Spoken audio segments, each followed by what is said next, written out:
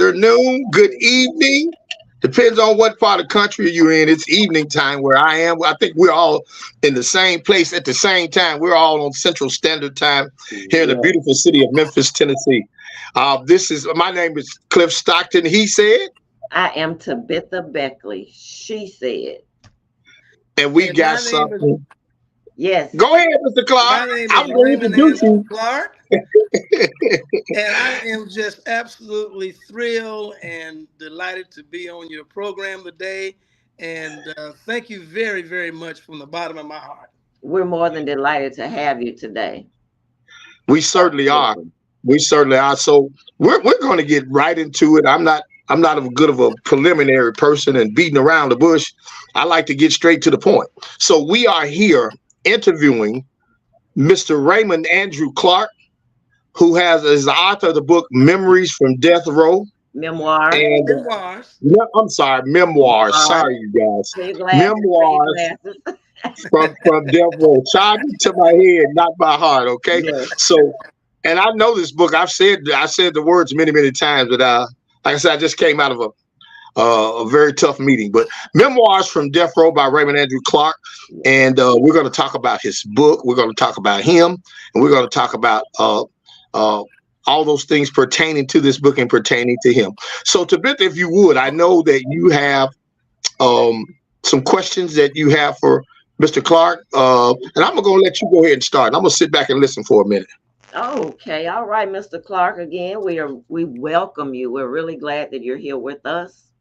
Thank you. It's my And that pleasure. that we're able to even discuss the book. I'm glad I got an opportunity to read a lot of the book. And like I'm over thrilled because I normally don't read fiction. So not only did you get my attention to read fiction, but I'm like thirdly, it's been really I enjoyed it, grabbed by it and everything else, but we'll get to that. I've really enjoyed what I've read though. Well, thank you so much. You're welcome. So yeah, we're gonna get into it as Cliff said. And the first thing I just want to ask is, where were you born and raised? Well, I was born in Akron, Ohio.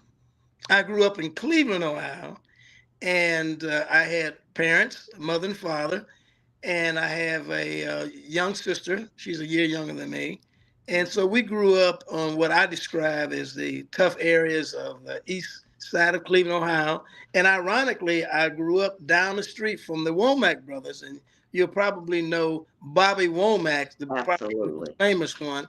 They were known then as the Valentinos, and so we all grew up together. And everybody used to hang around in their backyard and listen to them sing.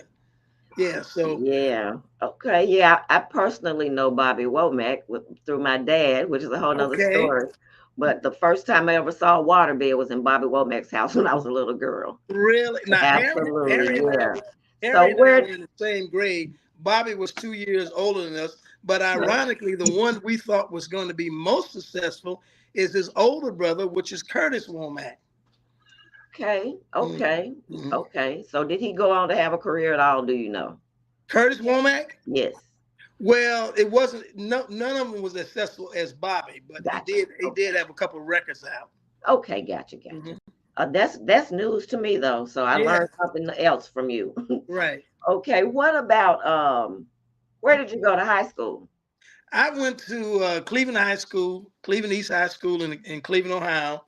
And probably in the 11th grade, I wasn't interested in school anymore. I was out in the streets hanging out with a lot of people that probably didn't have very good intentions. And so I subsequently dropped out of high school in the 11th grade. And probably one of the greatest things that ever happened to me during that particular time was a Yeah. turning point in my life. I joined the United States Navy. Gotcha. And Gotcha. I was in the Navy for 5.5 years, the best time of my life. I grew up in the Navy. I matured in the Navy, and I had a lot of mentors in the Navy. So it was an opportunity, I think, that really not think I know it turned my life around. Yeah, thank God they were still allowing people that did not graduate to join at that time. But I don't think you can join the army or what military without graduating credentials now. Well, I think it's changed, but there was a thing called the Vietnam War that was occurring then, and Okay. Yeah. so with the exception of the Air Force, all the other branches of the service, the Marine Corps and the Army and the Navy, you could join without having the high school education. But you're right now. I think everything is. I think it's required a high school education or a minimum of GED now. Gotcha. Yeah. Gotcha. Yeah. Right. Okay. Well, okay. Well, next question is, what is your Memphis connection? Well, I came to Memphis in January 1987. And my sister was living here then. She was married to her husband, who was a native Memphian. And Okay. it was a very difficult time in my life. I went through a divorce in California. And so my sister said, well, why don't you relocate to Memphis and have a total change of scenery? And so I came here in 1987 and loved the city then and still love it now. Okay. Okay. That'll work. I got that. Okay. So next, was becoming an author an early ambition of yours? Well, yes and no. And the reason why I answer that question, yes and no, when I was in the Navy, my occupation in the service then, I was in personnel administration. I think now they call it human resources. Then it was military personnel administration, where I had an opportunity to be exposed in office work, and part of that office work was correspondence. Just learning all about that kind of new career in my life gave me an interest in writing, or at least I thought it was. And I attended a basic reading comprehension course at the University of Guam. And Okay. I struggled writing a simple sentence. Uh, didn't even know the difference between a simple sentence, complex sentence, compound sentence. And I was struggling writing an essay. And so after the second essay, there was a nun who was the instructor. She called me to her office and she gave me my paper, and it was an F. I had two F's. And she said, what is your goal? What do you want to achieve? And I said, well, I want to be a writer. So she said, well, you'll never be a writer. Wow. Wow. And I was heartbroken Proves her when kind she of told wrong, me that. didn't And so that's when I say yes or no. I thought I wanted to be a writer. She told me I would never be a writer. And so then I just moved on from that and didn't think about it anymore. Gotcha. Gotcha. Okay, Cliff, do you have any questions right I off? Want certainly to jump do. in? I got plenty questions, but I got one I'm going to ask right off the bat about the book, because we've talked about you, or we talked about your upbringing and where you were born and when, what part of the country you were born in. And I didn't know you were born in Akron, Ohio. I'm learning a lot of stuff about you. So Yeah. you born in Rubbertown. Same city LeBron James was born in. I spent some time in Akron. I like Akron. Okay. So yeah, but the question I want to ask you, and this is pertaining to the book and some of the characters in the book. So what were, and then we're gonna, because we're going to kind of talk about the book, because this is what this interview is about. We Yes, sir. want to, as she switched, as my capable co-host so aptly switched to the table of contents. She a bad girl, Mr. Clark. So. Yes. But what I want to ask you is about a couple of characters in your book, and what were you thinking when you developed the characters of Stony Fox and Virgil Shelton?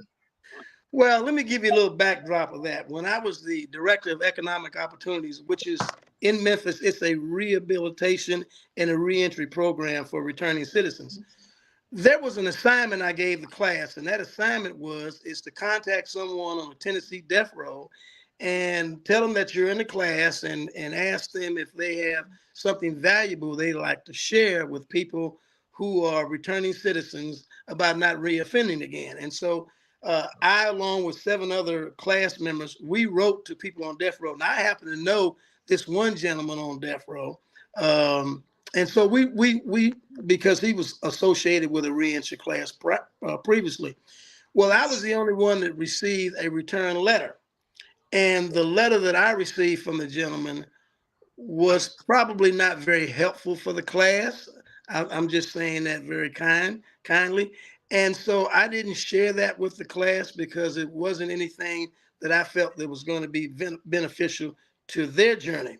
However, what it did do, it created an interest for me about death row people across America, this whole thing about capital punishment. And I started doing some research about it. And the more I started doing research about the death row, people on death row, and then the long process, the legal process that they endure from the state level, from the federal level, from the appellate level to the Supreme Court level. And when those things are exhausted, then there is what we call an executive level where you go through, depending on the state, the governor, whether or not you're asking for a reprieve, you want your sentence commuted, and all those things. And so what it does, it is a long process where the victims and the person on death row will have to endure all these years. And so that's one of the very complicated problems about our death row. Nevertheless, it created the stimuli to motivate me to write a story about someone on death row, using all that research and all the information that I received and creating this character called Virgil Shelton.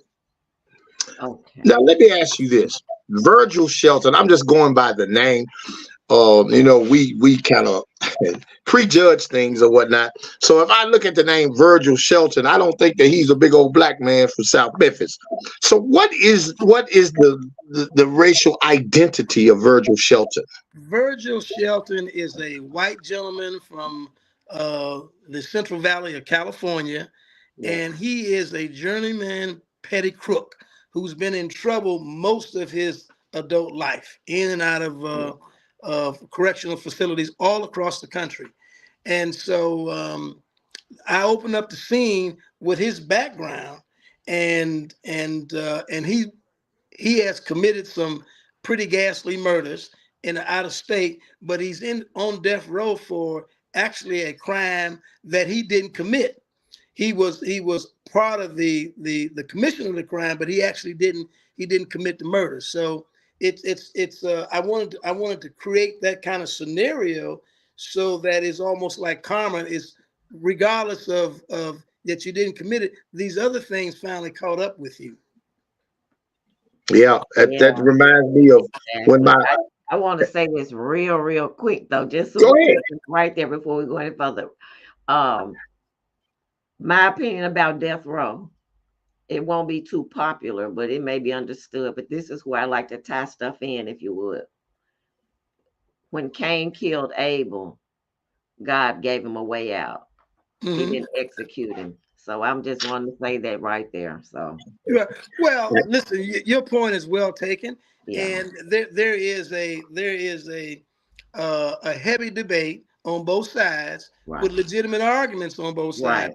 Right. Proponents for capital punishment, proponents for not capital punishment. Right. So it's just few people take the time to realize God gave Cain a way out. A lot of people don't know it, actually. Right. They don't know the story. That's my point. I mean, I get there is a yin and a yang to everything. Right. But just the fact of that, like, people that, like I said, it's so often mentioned, but it's a great thing, like I said, that God did. Well, and Mr. I love how you. To your point, there are two main characters in Memoirs of Death Row. You have Virgil Shelton, which is a white gentleman that is now faced with the actual possibility that he's finally going to be executed after being on death row for 16 years. And then you have this mysterious prison guard named Stony Fox, who's been on death row for 30-some years and seen all these executions. And they each have a secret. And the course of the story involves the exchange of them going all the way down to the countdown of his life, and the anxiety that he has about the fear of not wanting to die. Right. And the reality is that you may die. Which he has about thanatopia. One of the words I learned, acute fear of dying. Is the fear of dying. Yeah, one of the words that I learned. Yes. Absolutely. So one of our viewers right now want to say, Alma Moore. She says Virgil is any man USA who has to navigate incarceration. She works with troubled youth. Okay. So she's in North Carolina, in the Charlotte area. And those, she's one of those people that her heart bleeds for. the Yes. facts. So yes, yes. And thank you, Alma Joe. I mean Alma Moore. I don't want to call you by I know what more. Miss Moore, your regular name. thank you Thank for you, that. Alma Moore, for chiming in. So I want to talk to you a little bit about your background. I do know you have a background in law enforcement, and so I want you to talk about your law enforcement career and how your law enforcement career. This is a two-pronged question. How your law enforcement career has helped you in your writing skills. Yeah. Well, my law enforcement career started after I was discharged, honorably discharged from the Navy. I stayed out in the Bay Area, the Oakland, San Francisco area, and I joined the Oakland Police Department in the early 70s. And I started off as a patrolman and involved in preliminary police reports. And when you do that, then you get an opportunity to learn how to do some technical writing as a police officer. And so most of those reports are what we call preliminary police reports. Now, I stayed on the Oakland Police Department about 3.5, almost 4 years. And I left there and I went to the Solano County Sheriff's Department, where I became an undercover narcotics investigator. And I worked with the Air Force intelligence, working with investigating Air Force guys who were involved in selling drugs out in the community. And so that my writing then transitioned from the preliminary report to investigative reports that had to be prepared for district attorneys, also for grand juries. And so you had to be very details about the handling of evidence and all those things. And so after that, I became the director of safety and police services at a California community college district. And then my writing evolved into a third level, and that was administrative policies and procedures, standard operating procedures, developing mission statements, specific objectives. And so my writing was beginning to involve in the course of all three of those different stages of my writing development. I began to learn to appreciate writing more and enjoying it. I left from the Proud Community College District. I became the first Black police chief in the University of California system to be a police chief at the University of California, San Francisco. And then later, when I went to Memphis, I was the police chief at the University of Tennessee Health Science campus. And then that culminated my career in law enforcement. And then my writing continued on after that. Okay. Wow. Do you have another question, Tabitha? Yeah, I Sound was like you going got to a say right question there. there. How many more books do you have? Do you have? I mean, like, how many more publications do you have? Do you have other publications saying Well, that? this I is mean, my first book, okay, Secrets of Utopia Falls. This was the okay, first one I wrote, Secrets of okay. Utopia Falls. And this was a wonderful story. I enjoyed writing Utopia Falls. And that story was created when I was driving around Hurt Village. And I sat in the playground one day and I was watching Lord, the activities of the illegal transactions, if you may. And then I okay. said, I'm going to create this story from there. And so Utopia Falls came from that experience there. Oh, wow. Yeah, Okay. that was in 2008. That was 16 years ago. That was after like you developed manuals or whatever during your Yeah, career yeah, as well yeah, as well. Okay, okay, right. afterwards. Okay, okay, okay, So, gotcha. it would be fair to say that you saw many hand-to-hand drug transactions. Would that be fair to say? Absolutely, absolutely. I was involved in a lot of hand-to-hand drug transactions and Oh, that's right. a lot of surveillance work. And so, yes, I would say that would be the answer is yes to that question. Saw some things that your eyes shouldn't have seen. But so you witnessed a lot of that as being an undercover agent, right? An undercover cop, right? Yes, Okay. Yeah. Yeah. Well, I worked with a lot of informants. Probably the most accomplished informants, if I can use that word, was a gentleman who was an E6 Air Force veteran who had been selling a ton of drugs up by the Air Force base, and he was arrested, and they sent him to Fort Leavenworth, Kansas, and he was reduced to a grade E1, And he made a deal with the U.S. Attorney's Office that if they would give him a general discharge and move his grade pay up to E4, he would be delighted to work with an undercover person. And then he was assigned to me, and he and I worked together for about 8 months. And out of all of that, I think my investigation, we got about 53 people who were selling. Oh wow, and 8 Wow. months. Wow. Wow, Yeah. wow, wow, yeah. Well, I'm not the police, but I'm being transparent. This is a show where we be transparent, and Right. I have made some I don't really, well, I've made some hand-to-hand drug transactions, and and people have accused me. Hey, are you the police? 'Cause I know, right? I guess I didn't look. I guess I didn't look like. But yeah. So, but let us talk. I wasn't clean shaven. I had a beard. And the whole thing. So Oh yeah, you were trying to look the I'm part. gonna tell you, I looked the part. Yeah. Okay. Okay. Well, so let us get back to Memoirs from Death Row, and so I really want to look at a slide is on the screen now. I'm looking at the table of contents, so I want to focus on chapter number 3, and the reason that I want to focus on chapter number 3, which is entitled "Mama Brown's Crack House," is because that particular chapter is located in Orange Mound, Tennessee. The oldest black neighborhood in the country besides Harlem. So we want you to kind of give us a brief overview on Mama Brown's Crack House. We don't want to give them away too much because we want these people to buy this book, okay, and read about Mama Brown's Crack House. So we just want to give them a brief synopsis of Mama Brown's Crack House. Well, Mama Brown Crack House involves 2 very colorful and memorable characters, D-Lo and Tremors.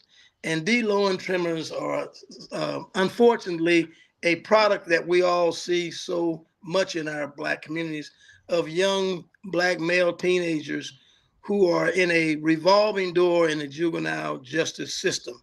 And these 2 individuals are no different than that. They've been involved in violent crimes. They've been in probation. One has been involved in several shootings. And this whole story centers around an Orange Mound. And the whole plot is that they are planning on robbing a crack house owned by Mama Brown. And this is a story that the exchange of them going through the process of the planning, as well as working with one of the individuals who are running around selling dope for Mama Brown. And what I do is I create this dialogue with them where it's a sense of hopelessness with them because they don't see a way out other than the fact that their whole dreams and aspirations are just being in that whole thing of drugs, alcohol, and women. And they see that robbing Mama Brown's crack house gives them an opportunity to achieve that goal. And so that's what the story is all about, is that whole planning, the plot, and then finally the twist in that story. And the twist in that story is unimaginable. Yeah. That's all I got to say. Sound like me. You read the twist. You must have read the twist, Tabitha. Yeah. I guess so. I know reading the story, I was in the twist. Yeah. Yeah. Wow. Very good. Yeah, very good ending. A very good story told. Absolutely. So, we wanted you to talk some about the book. We don't want to give away a lot of things about the book because the reason that we are on here interviewing Mr. Clark is that we want you to buy the book. We want you to buy the book. This man has worked very, very hard on this book. And the book is available now through Book Baby. It's at Barnes and Noble. Official worldwide launch will be April 20th, 2024. And Amazon, Walmart, more, and I'm not sure what that says. Amazon, Ingram, and Sparks. Who is Ingram and Sparks? It's a book wholesaler. Okay, and through Ingram and Sparks, a book wholesaler. Mr. Clark has been in Memphis a couple weeks now, and We've paraded him all across the city. We even had him at Old Sting's restaurant last week, and a lot of people got a chance to see him and meet him there. He's going to have some more book signings. We are lining some other media opportunities out. He's going to be on Live 9, WREG TV Channel 3. We don't have a date yet, but he will be on Live 9 with Kanji Anthony. Yeah, live at 9. Live at 9. Right. Yeah, with Kanji Anthony. Mr. Stockton, let me digress for a moment and just clarify something. Memoirs from Death Row, although it has a prison title, it is not a prison story. I want to emphasize that. It's not a prison story. It is about the last 13 hours of this man's life and the fear that he has about dying and the relationship that he develops with this prison guard. Now, at the conclusion of the chapter 1 of Memoirs on Death Row, Stony Fox, which is the correctional officer, tells this gentleman that he has memoirs and he's trying to figure out if anybody will do anything with his memoirs. And he says to this gentleman, he says, I will publish your memoirs. And these stories after that represent the fictional stories that this gentleman wrote for 16 years on death row. Gotcha. These are his memoirs. So can you put that comment up that Alma Joe just made? I want to read it. Is there any way to bring it back up? I was gonna. Okay, so Alma Joe, I've been given permission to call her Alma Joe. So, and she called me Clifford Jr., which means she really knows me. Right. So, but she made a statement. She said, "Our kids who are involved in the juvenile justice system learn to navigate in the environments in which they are forced to live in as kids." Well, that's true. Some of them do. And the system perpetuates that navigation, and sometimes there's a dead end. There's no other way out of that system. And that's right. That's the point. They have to learn to navigate whether there's an opening or not. There is a navigation. So, but there is, and so often there's not. Right.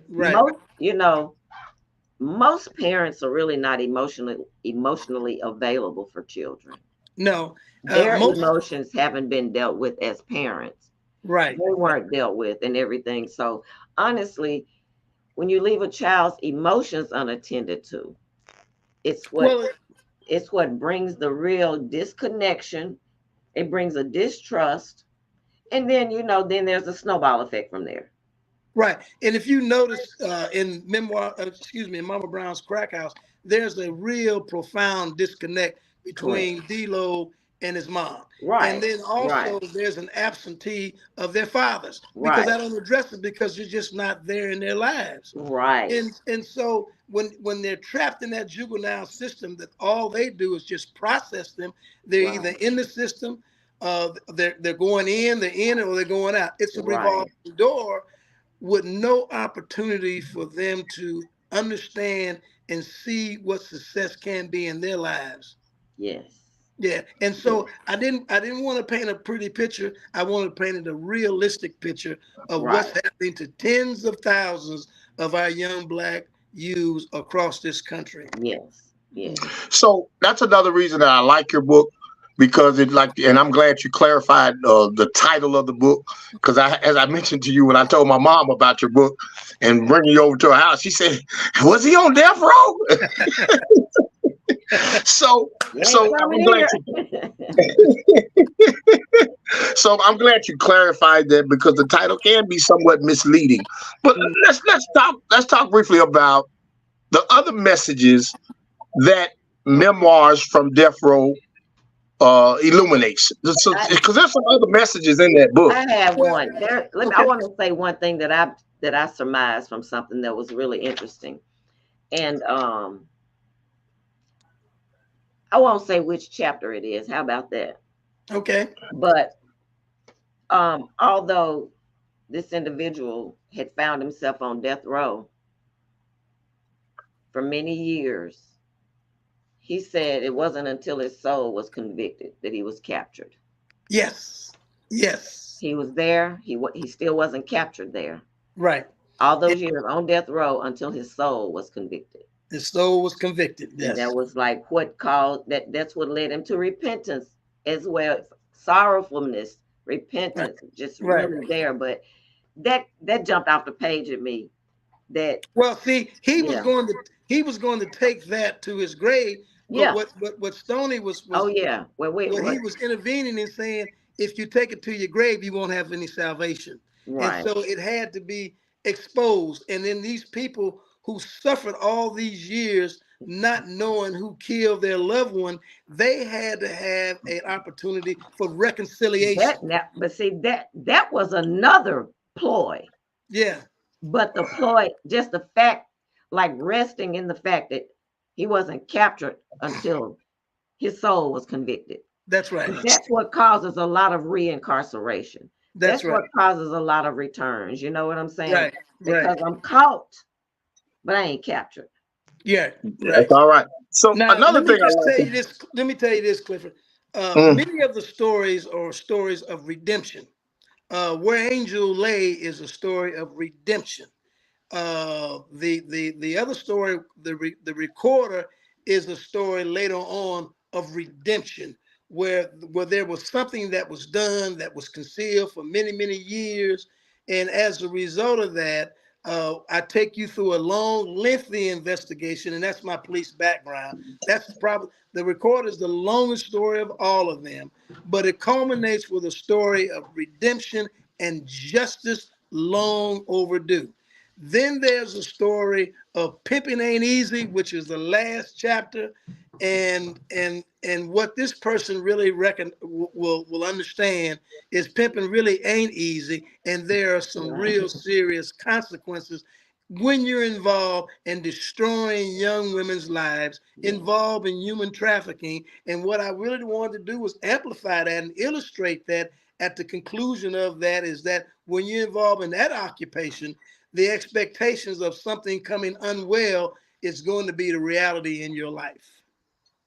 that's good. Another thing I like about your book is you have a lot of Pauline references or Yeah, biblical references, yeah, if you will. And you yes, spoke about Stony Fox talking to Virgil Shelton about he must confess if yes, he wanted salvation or right. redemption. And Mhm. it's a scripture to that. It's 1 John 1:9.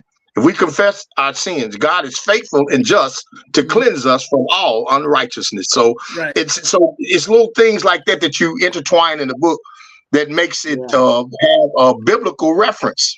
And also, there is this whole mystery about the book of Isaiah. You remember in Right. chapter 1, I weave back and forth Yes. in and out about the book of Isaiah because his last victim was engaged in a Bible study when she was killed. And the Bible fell out of her lap, and he saw it was the book of Isaiah. For all these years, for 16 years, reading 66 chapters in the book of Isaiah, it haunted him about what was that passage in the book of Isaiah, and it was finally disclosed to him at the near the end of his life.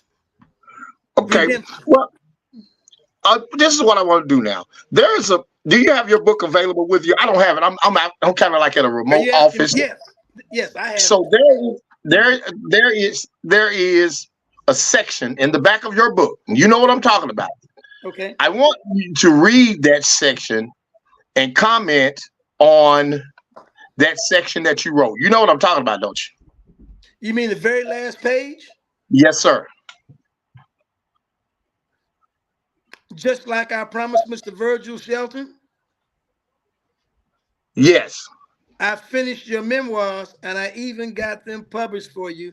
May God bless your soul, son. Stony Fox, correctional officer on the Tennessee death row, hearing and finishing condemned men's stories for years. Yeah.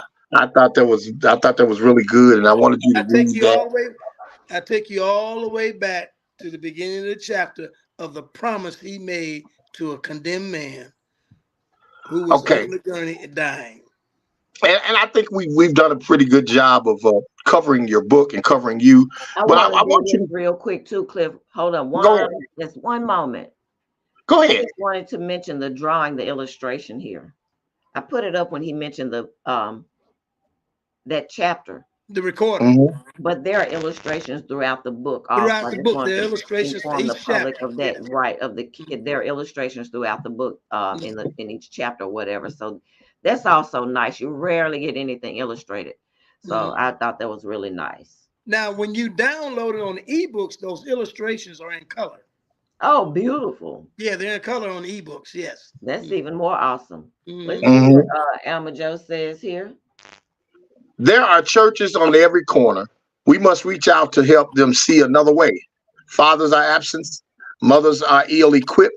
They have been traumatized and are learning just to just survive. She's right about that. Yes, Yes. She's right about that. No Yes. doubt about that. No doubt about that at all. yes, Yeah. yes. And Albert Joe, thank you for your input. You're making it very interesting. Absolutely. But Absolutely. but Mr. Clark, I want you to talk about your mom, the Yes. woman who, and you said she was the greatest storyteller that you ever knew. Greatest And storyteller I've ever known. let's talk about her for a little bit, and then I want you to talk about how you can get your book. We're wrapping up now. Well, my mom was a country lady. She was born in Dadeville, Alabama, really small little town. Has two red lights in the whole town, and she dropped out of school at the sixth grade to pick cotton in Dadeville, Alabama. And at 17 years old, she was her older sister sent for her in Akron, Ohio, where she was a domestic worker. And my mom was a domestic worker all her life, entire life. And it was at a time when I was growing up in the 50s. We didn't have television. We had the radio, and we had my mom and my mom would delight my sister and I with telling us endless stories, and you name it, she told it. We would ask her to tell us a scary story. She scared the daylights out of us. And then she would tell us a story about life, and she would tell us stories about her growing up as a little girl. And then she got her storytelling ability from her Uncle H. That's all I knew. His name was Uncle H. And so my mom didn't inspire me as a storyteller. She influenced me as a storyteller because I developed the wherewithal as a young man to always tell stories. I had a difficult time learning how to write them, and thanks all glory to be God, I know how to tell them and write them now. But my mom was a major a factor of influence over me to tell stories, and I dedicated this book to the greatest storyteller I've ever known, and that's my mother, Lenny Sturtevant Clark. Wow. That's a great tribute. And That's we wonderful. as black we as black people, we didn't have a lot of history books. So a lot of Right. our history was passed down, oral history, passed That's down right. from generation to generation. So that is so important. So what we want to do now as we're wrapping up, we want you to tell the people where they can get your book, how they can get your book. Well, we're at pre-sales now, and you can go online. Uh, just Google the book title, Memoirs from Death Row. It will come up with Book Baby. You click on that. It will take you to an ordering page, and you can order your book from Book Baby today. You can order a soft cover, or you can order an ebook. Now, it's also available for Barnes and Noble, but only for the ebook now. April the 16th, Barnes and Nobles will actually have it on the shelf. But if you wanted to buy a book now, and I encourage you to do so, Yes. you can order through Book Baby. Well, Great. that's good. That's good.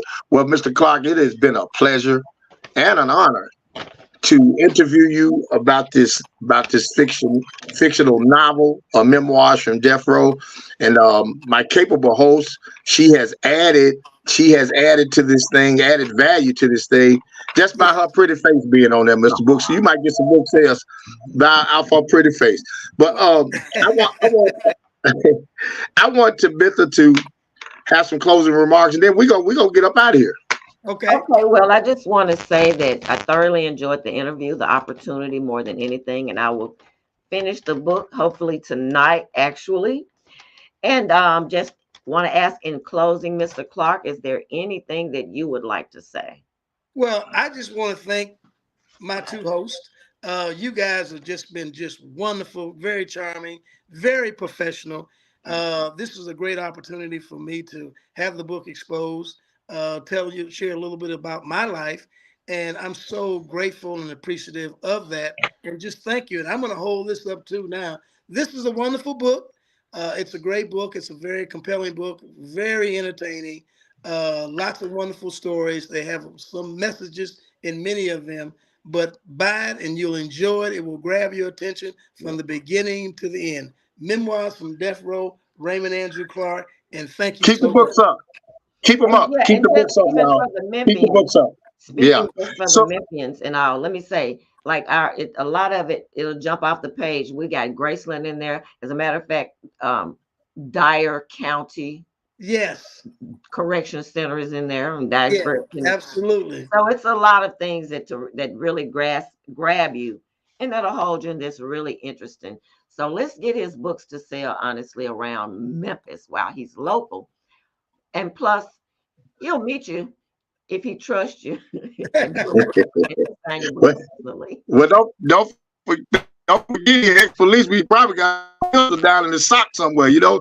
Okay, right. That's why I said But he'll meet you if he trusts you. And Oh, and and of and course and, his and let me background. just say, I'm not working undercover anymore, so feel free to buy my book, Oh, regardless exactly, regardless of your line of exactly, work. yeah, exactly, exactly. exactly. So, so, folks, listening audience, we encourage you to buy Mr. Raymond Clark's book, and we appreciate you gracing us with your presence, with your wonderful book. You are our first of many to come interviews that we had, and so we Absolutely. appreciate you allowing us to interview you about your book. Thank you very much. It's been and my capable co-host. Boy, she came up with the slides, everything. She So did a you people, remarkable job, she just did a a remarkable remarkable job. job. And I just Remarkable want to job. Yeah, applaud her. yeah, yeah, Remarkable job getting me yeah. prepared, the questions and just so meticulous and diligent about this whole thing. And then Clifford, what can I say about you? You are just a wonderful interviewer.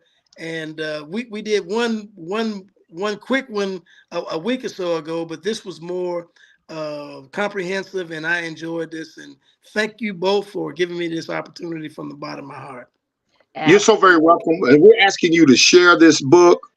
And Tabitha tells Mama Joe, thank you for sticking to us. We do appreciate you. We appreciate your comments as well. But Yes, Absolutely. buy this book. Absolutely. Thank you so yes. much. Please And your support me, Yeah. input. Memphis. Absolutely. Please tell all your friends, all your relatives, wherever you might be. You can't go wrong from Memoirs from Death Row. Thank you very Exactly. much. That's all right. And so we thank you again. Please buy his book, Memoirs from Death Row, of Raymond Clark, Memoirs from Death Row. This is She Said, He Said. I am Cliff Stockton. He said. And I am Tabitha Gary Beckley. She said, see you next time. Thanks, you all. All right. It's a done deal. Is it over? So are we off?